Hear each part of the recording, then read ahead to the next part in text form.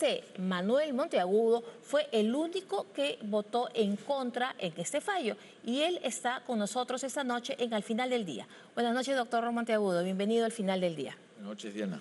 Gusto. ¿Por qué usted vota en contra? ¿Por qué usted dice vota en contra? Porque quiero poner un poco el contexto. El doctor Arsenio Oré dice que se vulneraron sus derechos en un allanamiento pedido por el fiscal José Domingo Pérez. Y el fallo dice que se declare nulo todo lo actuado por los fiscales Pérez y Vela en cuanto a Arsenio Oré. El doctor Monteagudo ha votado en contra de ese fallo. ¿Por qué su voto en contra? Bueno, primero lo que hay que aclarar que este es un proceso constitucional donde el doctor Arsenio Oré primero pide que el fiscal Domingo Pérez sea excluido de una investigación que le hacen a él, ¿no? Este pedido no es atendido, va a la instancia superior y es igualmente rechazado. Entonces, ante estos rechazos, el doctor Oré considera que se ha violado la garantía, digamos, el debido proceso constitucional e inicia una acción de amparo para revertir estos rechazos y se vuelva a la situación inicial y de modo que este fiscal sea excluido de la investigación. Eso es en esencia, es decir, no es un proceso para determinar la responsabilidad del doctor Oré, sino para verificar, para controlar constitucionalmente si fue correcto o no desde el punto de vista constitucional que este fiscal no sea excluido. Esa es toda la discusión. Vamos a seguir poniendo contexto, porque en noviembre del año 2018 es que se allanan las oficinas del doctor Arsenio Oré, que a la fecha era el abogado de Keiko Fujimori. El doctor Oré dice que se vulneraron los derechos humanos en este allanamiento. ¿Usted con su voto cree lo contrario, que no se vulneró ningún derecho al doctor Oré? Bueno, es que en realidad el control, la pregunta que se le hace al tribunal, en esencia, es el no haber atendido su pedido de exclusión a los fiscales, ¿viola la garantía del derecho, del debido proceso, sí o no? Esa es la pregunta que se le hace al Tribunal Constitucional. Y bueno, la mayoría considera que sí, básicamente porque acepta la argumentación de que el fiscal Domingo Pérez considera que existe una amenaza de obstrucción a la justicia, que el abogado de una de las partes está obstruyendo la justicia, pues se asume que hay una amenaza de testigos, etcétera, y entonces se inicia una investigación. El mismo fiscal amplía la investigación y lo investiga.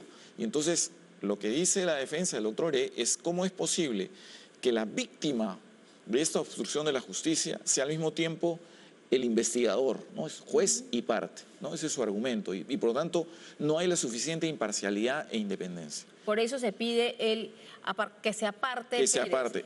No lo aparta, el fiscal Vela dice que no, que se continúe. Entonces, a partir de esa fecha, todo lo actuado por ambos fiscales, al no haberse separado, es declarado nulo.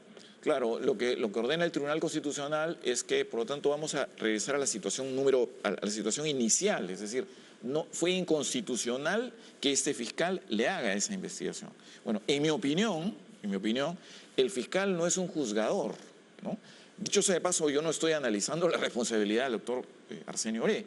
Lo que tengo que resolver es, ¿esta intervención del fiscal realmente es vulneratoria a la independencia, a la imparcialidad? El fiscal no es un juez, el fiscal representa al Estado. El agraviado es el Estado, no es el fiscal. Por otro lado, como aparece en el propio expediente, el fiscal recibe una orden de sus superiores para que investigue el delito de lavado de activos, de corrupción y los delitos conexos.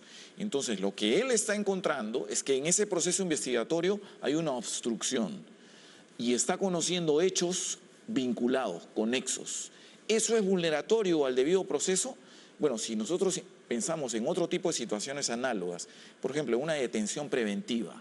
En una detención preventiva un fiscal puede ordenar una detención porque considera que hay una obstrucción a la justicia contra él mismo. Ese hecho, en términos químicamente puros, en sí mismo, en mi concepto, no es una vulneración. Ahora, lo que hay en los procesos penales, y todos lo estamos viendo, es un control de acusación. Es precisamente el juez penal, el encargado en la vía ordinaria que va a verificar si efectivamente hay un problema o no. Pero no vamos a imputarle al fiscal el mismo estándar de imparcialidad que el juez. Ese es todo el punto, ¿no? Según su voto, no ha habido ninguna arbitrariedad, uno, en el tema del allanamiento, y según su voto, el fiscal José Domingo Pérez ha actuado de manera objetiva e imparcial, no vulnerando el debido proceso. Bueno, lo que creo es que, digamos, el no atender su pedido de exclusión, digamos, no viola el debido proceso. Pero hay un punto que me parece importante, ¿no? La sentencia, sin que se lo haya pedido el doctor Arsenio Oré, sin que se lo haya pedido ninguna parte, ha decidido establecer como una doctrina jurisprudencial una pauta para realizar allanamientos en abogados. ¿En qué sentido? Señala que los jueces, cuando dicten una orden de allanamiento, tienen que asegurarse que están preservando el secreto profesional.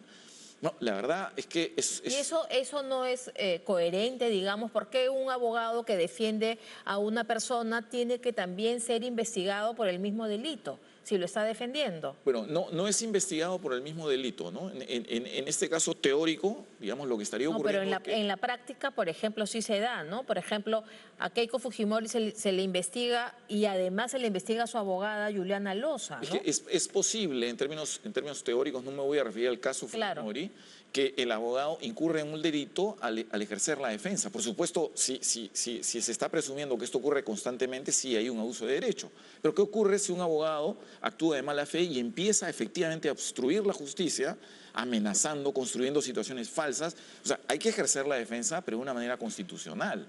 Entonces, lo que a mí me ha llamado la atención, y no lo comparto definitivamente, es que en este caso, totalmente aislado, se pretende establecer una regla en que se diga, señores jueces, ustedes cuando ordenen un allanamiento, asegúrense que al momento de dar esa orden se esté preservando el secreto profesional. ¿Qué quiere decir eso en términos prácticos? No, en realidad es demasiado claro, abstracto. porque van a ver el sentido del allanamiento al doctor Oré en el año 2018 era para buscar documentación que vaya sobre este caso de lavado de activos. Pero ahí la pregunta es, ¿esa documentación va a favorecer o no al caso o es ya la defensa del abogado que se estaría vulnerando? Es una pregunta teórica seguramente. Pero... Absolutamente de acuerdo que hay que cuidar, y aquí es responsabilidad del juez justamente al dictar la orden de allanamiento. Yo ahí sí, eso no lo discuto. Un juez tiene que ser prístino en dar una orden de allanamiento y no puede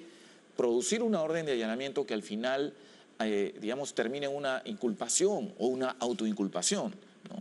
Pero de ahí darle una pauta, yo creo que aquí hay que razonar caso por caso, ¿no? Caso por caso. Yo no entiendo bien cuál es digamos, el mensaje que se quiere dar en un caso absolutamente complejo.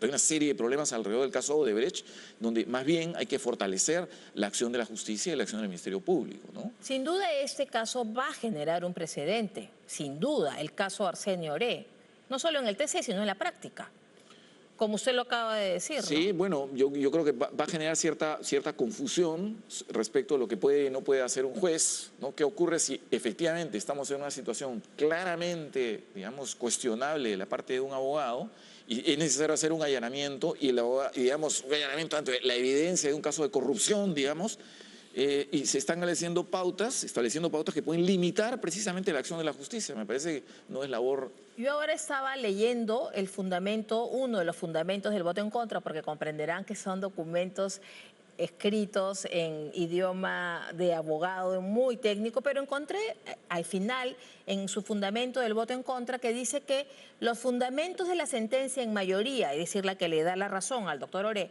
relacionados con el allanamiento de los estudios de abogados, se encuentran fuera de lugar, se apartan del contradictorio procesal y en el mejor de los casos podrían ser considerados obiter dicta, por lo que en modo alguno podrían constituir doctrina jurisprudencial vinculante. Lo que le estoy diciendo usted lo ha sustentado. Pero ¿qué significa en modo práctico ser considerados obiter dicta? Claro, lo que ocurre es que, digamos, generalmente los jueces pueden dictar fallos supliendo un defecto en la defensa. Esa es una posibilidad, ¿no? En otros casos emiten pronunciamientos más allá, digamos, de lo pedido, porque consideran que es necesario corregir, orientar una problemática en la justicia, ¿no? Que es más o menos lo que se ha pretendido. Es decir, decir en adelante los señalamientos, estudios de abogados, tienen que tener este cuidado. Pero esto, digamos, como le decía hace un momento, no tiene una aplicación práctica concreta, ¿no? Porque al final el juez tiene que mirar. ¿No tiene aplicación práctica concreta? Yo pienso, sinceramente pienso que no, porque ¿qué ocurre en la práctica? Cuando se va a allanar, primero hay un informe policial, hay un pedido del fiscal y hay una evaluación de parte del juez. Y el juez tiene que producir una orden detallada. ¿Qué es lo que se está, digamos, pidiendo? ¿Qué es lo que se puede allanar? ¿Qué se va a obtener en el proceso de allanamiento? No son órdenes abiertas, digamos, y sin límites, ¿no? Entonces, claro, decir que hay que preservar el secreto profesional es una cosa, digamos, de perogrullo, ¿no? Evidentemente hay que... Pero por algo será que lo ponen, ¿no? Porque de repente... Bueno, es que me parece que más bien puede generar una confusión, puede generar, ahí donde sí hay que entrar, se pretende argumentar, no se puede entrar porque esto es secreto profesional. ¿Cómo podemos saber exactamente qué es? ¿Cuál es el secreto y cuál no? ¿Por qué estas demoras? El 24 de mayo tengo entendido que se vio este tema del caso Oré y hemos conocido recién ayer la sentencia. Y le pregunto por otro tema que ya está demorando también de repente ya un mes, que es que el jueves 11 de julio o el 10 de julio en Arequipa se discutió o se vio la audiencia, la demanda de competencias planteada por el Congreso sobre un caso que es delicadísimo, que es el tema de la JNJ y los magistrados que entran y salen. Correcto. Usted, hemos sabido que en casos anteriores se ha manifestado en contra. Sí, bueno, también ha tenido un voto singular. Así es, efectivamente. ¿No? Ahora, entendemos que va a mantenerse en esa línea. Bueno, no voy a adelantar mi voto. Va a adelantar, voy a adelantar mi voto, pero... Todavía no votan, entonces. Lamentablemente no ha sido sometida a deliberación la ponencia, ¿no? Se vio en julio y ha pasado un mes y todavía no se delibera. No hemos sido convocados para deliberar ese caso, ¿no? Mañana tienen audiencia, tengo entendido. Mañana tenemos una audiencia en de sala, no del pleno. La próxima audiencia del pleno va a ser en la ciudad del Cusco el 22 de julio todavía, ¿no? Claro, usted sabe que en la JNJ el Tribunal Constitucional dijo que se deje sin efecto la acción de amparo que los volvía a los magistrados Tello y Aldo Vázquez. Entonces salieron y después volvieron otra vez, ahora han vuelto por el Poder Judicial. Pero hay esa demanda de fondo, que es la demanda competencial, y pasa el tiempo y los señores siguen ahí sentados y no saben hasta cuándo van a estar. ¿Cuándo se va a resolver esto realmente? El tema de fondo. Claro, mire, en realidad no quisiera eludir mi responsabilidad personal, pero definitivamente la agenda es una decisión de la presidencia del tribunal.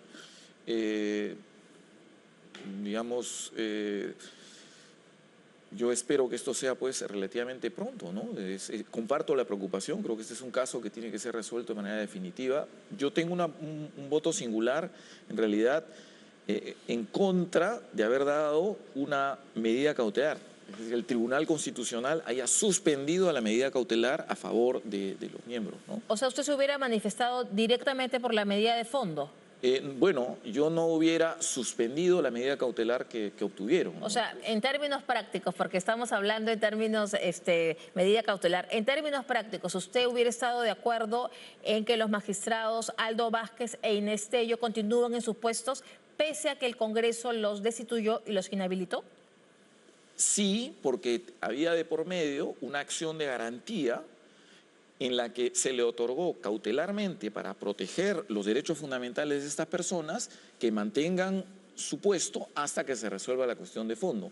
Y ahí creo que es importante la pregunta porque, en mi opinión, lo que se tuvo que sopesar fue, hay dos ciudadanos que consideran que se están violando sus derechos fundamentales y hay un Congreso que considera que sus competencias están siendo vulneradas. ¿Qué tenemos que ponderar?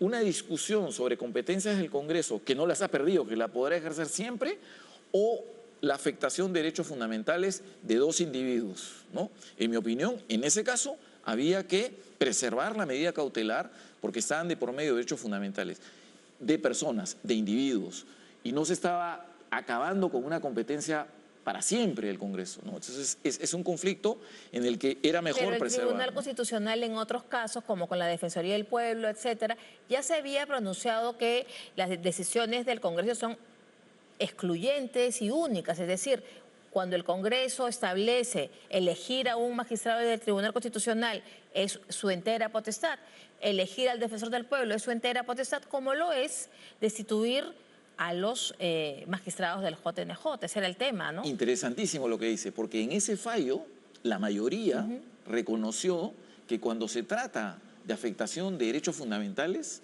sí es posible amparar esas pretensiones, que era lo que estaba ocurriendo precisamente, ¿no? Y ahora nos quedamos todavía sin fecha para el tema final. Comparto la preocupación plenamente. Una última pregunta.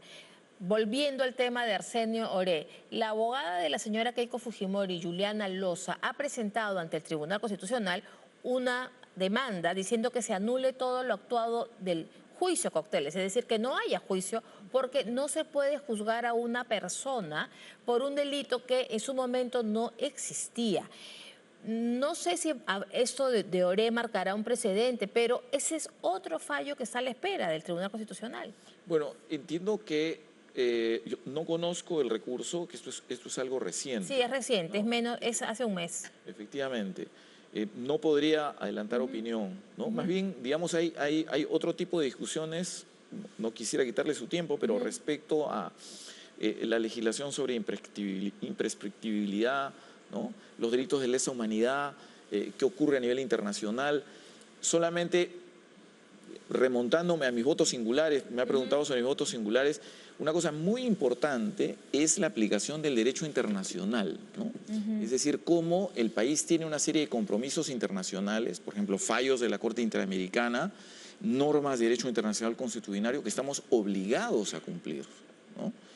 Uno de estos, precisamente, es el fallo que hubo de la Corte Interamericana con motivo del indulto de Alberto Fujimori. Pero que el Estado dijo que no... El Tribunal Constitucional en mayoría prefirió ignorar esa decisión, sin embargo pesa sobre el país un incumplimiento que está ahí, ¿no? Y en algún momento Pero regresará. el Tribunal Constitucional le validó el indulto a Alberto Fujimori. Bueno. ¿También tuvo voto singular? También tuve ahí un voto singular, claro, y ahí lo que está ocurriendo es, podemos decidir muchas cosas a nivel interno, pero tenemos una responsabilidad internacional abierta, ¿no? Ese es el problema. Pero también hay una soberanía del Perú que dicen otros, ¿no? Claro, y ese era mi punto, el punto al que quería llegar. Justamente cuando hablamos de soberanía, es sumamente importante, pero cuando el país ha decidido ingresar al sistema internacional, es que reconoce que hay instancias internacionales, principios internacionales, no solo en la economía, sino también en el derecho, ¿no? Le agradezco mucho, doctor Monteagudo, por su presencia hoy en Al Final del Día. Muchas gracias. Nosotros seguimos con el tema, pero hay que recordar lo que ocurrió en noviembre.